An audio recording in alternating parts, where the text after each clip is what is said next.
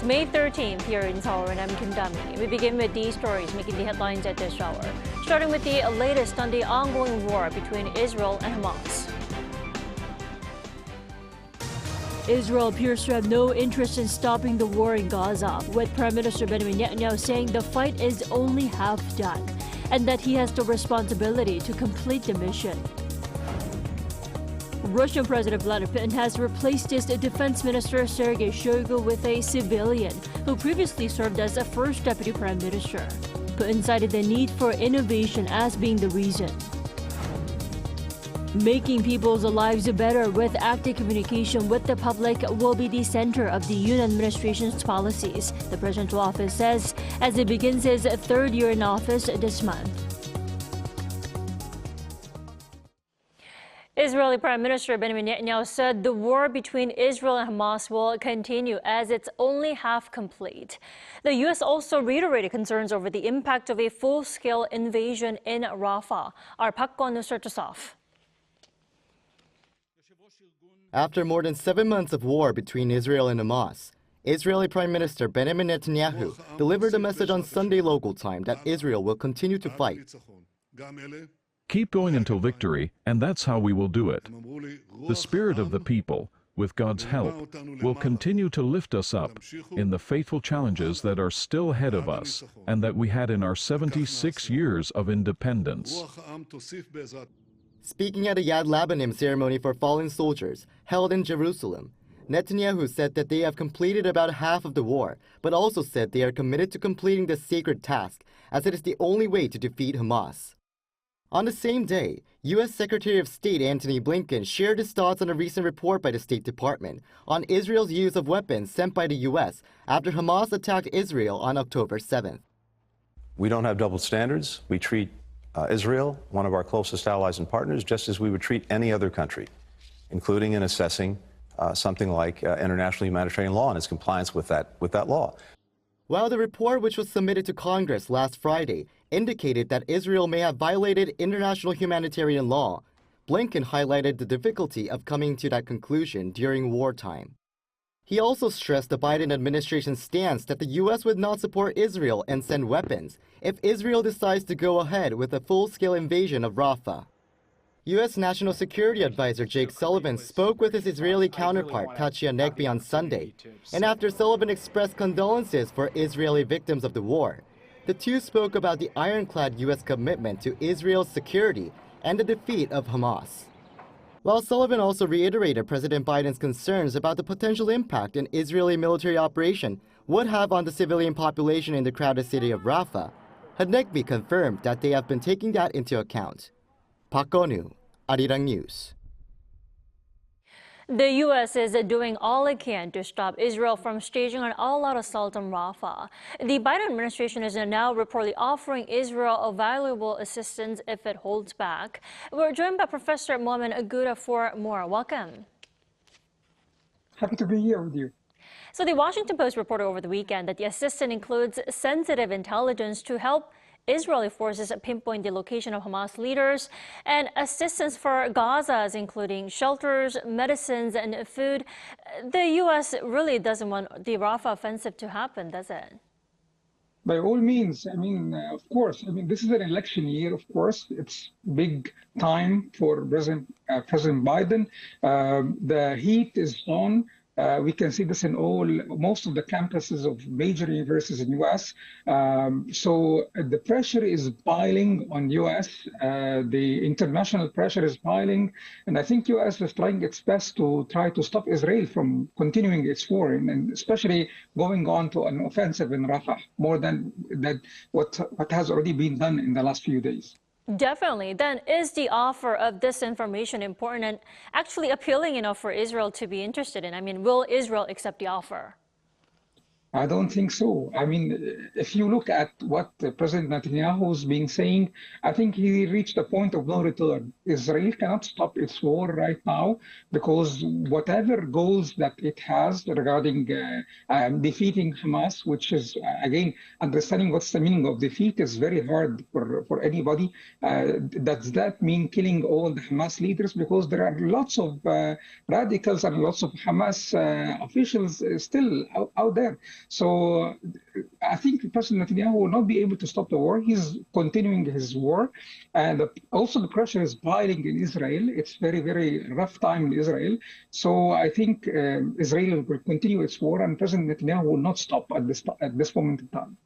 Right, Netanyahu appears to be pretty persistent and even stubborn, especially in the past few weeks. Now, Israel said Rafah offensive actually won't take place until around 800,000 people are evacuated out of the area. Now, how long will that actually take, and when will the expected attack be carried out? Well, to be honest, I mean, at many moments in time, we have heard, I mean, some comments from Israel that evacuation will go on, that the humanitarian aid will enter into Rafah or into Gaza. But this didn't really happen whatsoever. So I don't think they will really wait until 800,000 people move to a safe place. I think the boots are already on the ground, and they're already starting the offensive. And again, I mean, they can't stop it now. If they stop it now, then they lose everything. They didn't free the hostages. They didn't defeat Hamas. So they will continue its war regardless of any kind of sanctions going on. And we see also looming international justice court, and there are lots of pressures also. So I think they will continue its war, and they will not stop evacuation right now. Professor Gura, over the weekend, Hamas also released more footage of an Israeli hostage. Now, why is that? Is there some sort of strategy? Of course, I totally agree. You can see also the pressure is piling more on Israel than on Hamas. Of course, I mean, all the major, countries are talking about Hamas, how they are bad, they should be defeated, but nobody have an idea what's the meaning of defeat. Even Secretary of State Blinken yesterday, he was talking also that Israel doesn't have any kind of vision regarding the day after Hamas is gone. Mm-hmm. We don't know what will happen. I mean, we can left to have insurgency, we can left to other radicals inside the Gaza, we can left to chaos. So nobody really knows. So Hamas is using its full power and using also its media to show that they are still controlling, and they're giving a message inside, I think, internally to Israelis that we still have the hostages, that Netanyahu is doing a failed job of releasing the hostages. So they are playing a very strategic game, and they are winning up to now. Well, then let's talk about what the U.S. offered to Hamas now. U.S. President Joe Biden said there will be a ceasefire in Gaza tomorrow if Hamas actually lets go of those hostages. Will Hamas take the offer? U.S. many times and Israel many times mentioned that they agree. This is one of the few points that they agree on right now. Agree that Hamas should be eliminated from Gaza, and they said that we will do our best to eliminate Hamas from Gaza. So this is again for Hamas, like Israel. It's a point of no return. They know they cannot stop it now. They know they cannot release the hostages now because there is no room for them in the after-war time. So they are also doing their best to elongate this war and elongate the pressure until they reach some sort of ceasefire, maybe in the future, where they can still have a role to play in Palestine. But up to now, this is not happening. They are still continuing, and there is no role for them, according to U.S. and Israeli officials. So it looks like Hamas is just as persistent and stubborn as Israeli Prime Minister Benjamin Netanyahu. All right, Professor Gura, thank you so much for your insight this morning. We appreciate it. Thank you so much.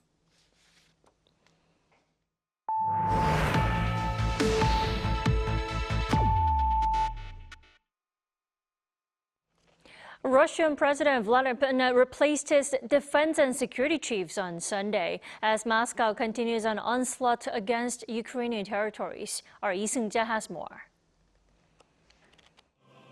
More than 2 years into the war in Ukraine, and with his fifth term in office just beginning, Russian President Vladimir Putin announced Sunday that he's replacing his defense and security chiefs. The Russian president said that Defense Minister Sergei Shoigu, who has led the Russian armed forces since 2012, will be replaced by Andrei Belousov. Belousov is an economist with no military experience, signaling that Putin is looking to change things up in the prolonged war. Shoigu, however, was appointed as the secretary of Moscow's Security Council, a consultative body that advises the Russian leader on military and strategic issues.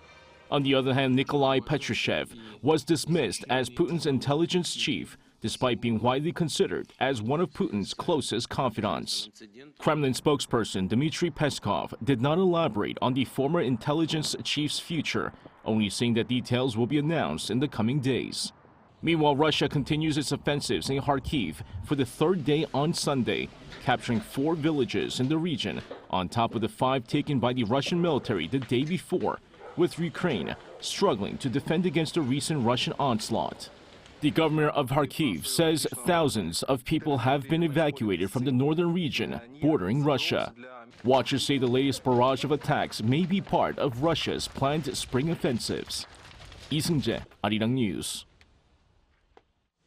After a disappointing outcome at the parliamentary election last month, President Yoon begins his third year in office, determined to focus on improving livelihoods and communicating better. Our presidential correspondent Oh Soo-young has more. Improving livelihoods and communication with the public will be at the centre of President Yoon Suk-yeol's policies as he begins his third year in office with a revamped team of senior aides. That's according to presidential spokesperson Kim Soo-kyung in a briefing Sunday, following Yoon's 3-year milestone on May 10th. Kim said Yoon will first get to work on taming inflation on everyday goods, forming a task force to monitor and stabilise consumer prices. He will further support new strategic industries to ramp up exports, which would subsequently benefit domestic suppliers and subcontractors. This week, Yoon will resume a series of policy discussions with the public to hear about their struggles and seek solutions, along with holding national strategy meetings also focused on livelihoods.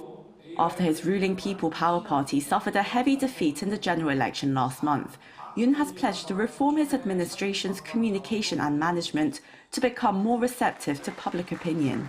He is the first South Korean leader to have an opposition majority in parliament throughout his entire presidency.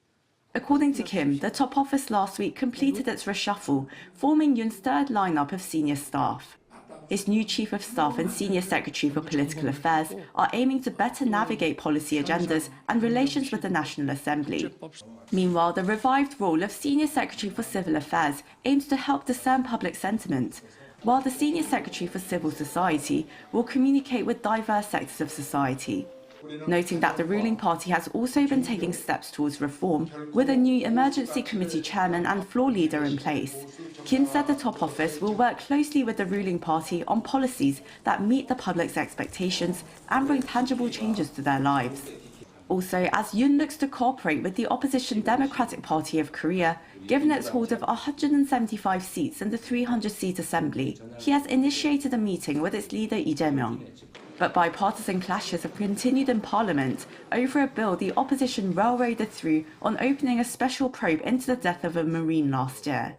Kim said going forward, the Yoon administration will focus solely on the people and their livelihoods rather than political strife. Oh Soo-young, Arirang News.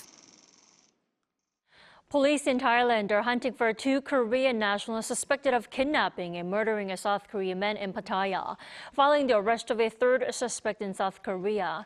According to the Korean embassy in Thailand, Thai police discovered the body of a Korean man in his 30s in a large container filled with cement on May 11th. The victim is known to have come to Thailand on April 30th, while his mother received a phone call from the suspect a week later looking for money, telling her that the victim owed them money for discarding drugs worth over $80,000. She then informed the Korean embassy in Thailand.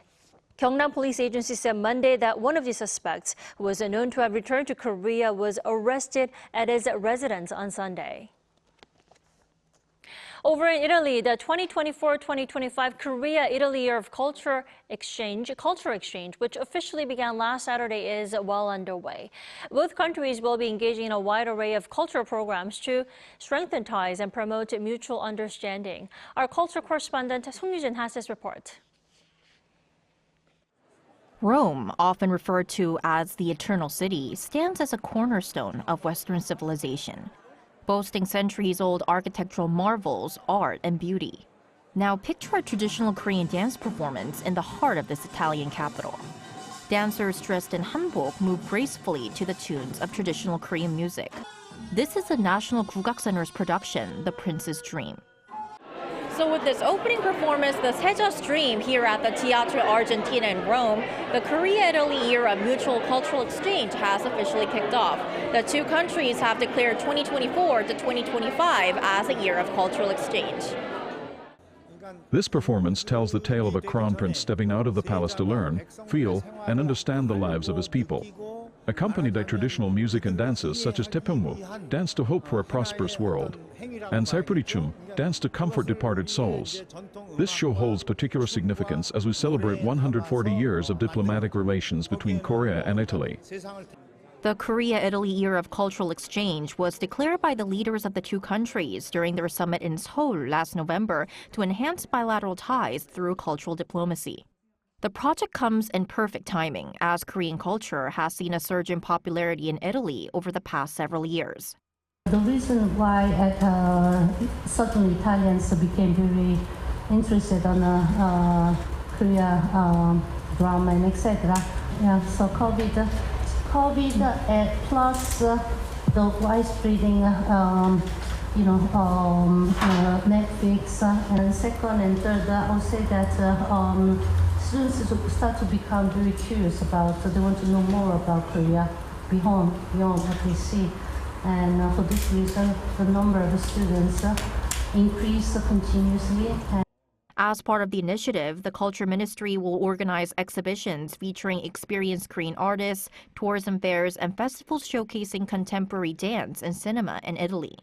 Renowned Korean sculptor Park Eun-sun's Colonna Infinita will be showcased at key landmarks in Rome, including the Piazza Bocca della Verita, for 4 months, starting in June. I've been living and working in Italy for 31 years. I'm really grateful that my pieces will be showcased in Rome as part of the Korea-Italy Year of Cultural Exchange and the 140th anniversary of diplomatic relations between the two countries. Through these efforts, the Korea-Italy Year of Cultural Exchange aims to introduce the diverse facets of Korean culture, not just K-pop and K-dramas. So if you ask about Korea, they talk about Hallyu, all contemporary things, skincare, beauty, technology, high technology, all these things. It's like if Korea from a very poor country became rich and there's no history behind. While Korea is predominantly known for its modern cultural experts, like K-pop and dramas in Italy, it's important to recognize Korea's rich historical heritage and the diverse cultural treasures it offers, which we aim to introduce to Italy. Throughout this year and the next, both countries hope to discover and explore more of each other's culture. 송유진, Arirang News, Rome.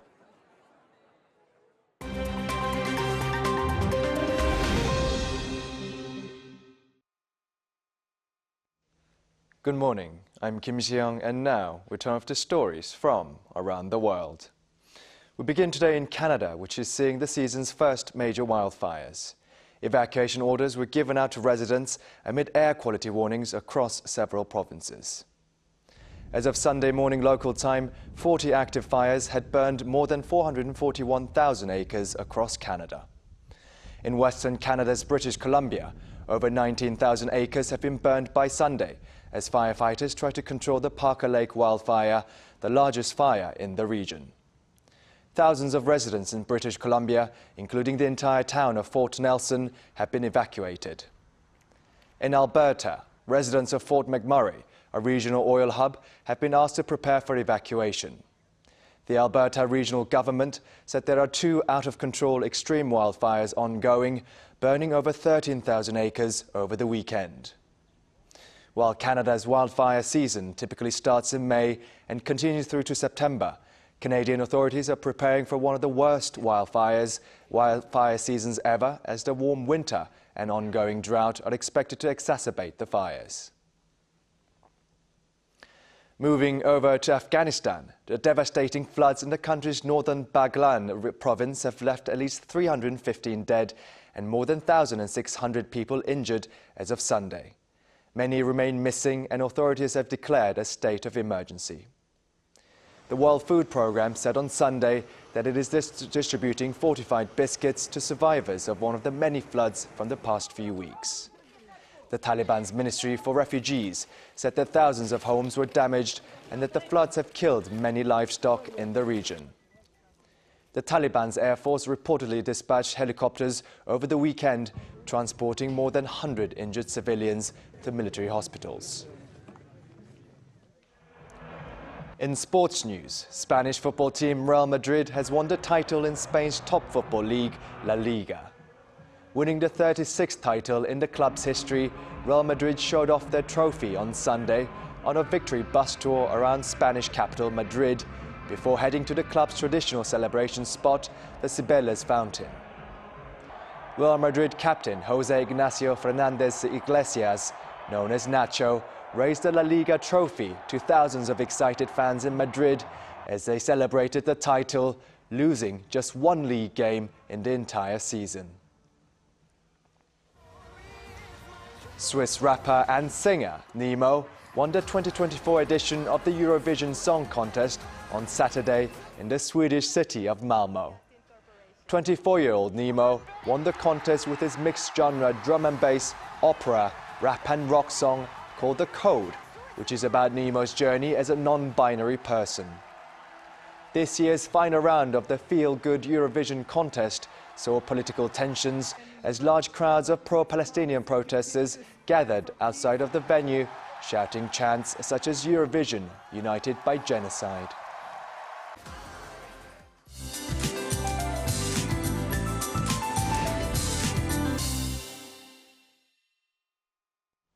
Good morning. Saturday was a rainy one, then on Sunday, sunshine returned with yellow dust. A new week is starting off under bright skies with much improved air quality. Meanwhile, east of Gangwon-do is under a dry weather advisory today, so please stay alert against wildfires, while southern regions in Jeju Island will have very strong UV rays during the day today. Meanwhile, wide gaps between lows and highs continue, easily surpassing 10 degrees in most places. Afternoon temperatures will also go up 1 to 4 degrees higher this afternoon. Taking a closer look at today's highs now, Seoul gets up to 24 degrees. Daejeon and Gwangju will see a high of 25 degrees Celsius this afternoon. Plenty of sunshine will shine down nationwide all day today. Then we have rain in the forecast for Buddha's birthday this Wednesday in central and southeastern regions. Rain could linger through early Thursday in Gyeongsang-do provinces, so plan accordingly for any outdoor activities. But sunshine returns at the end of the week. With that in mind, let's take a look at the international weather conditions.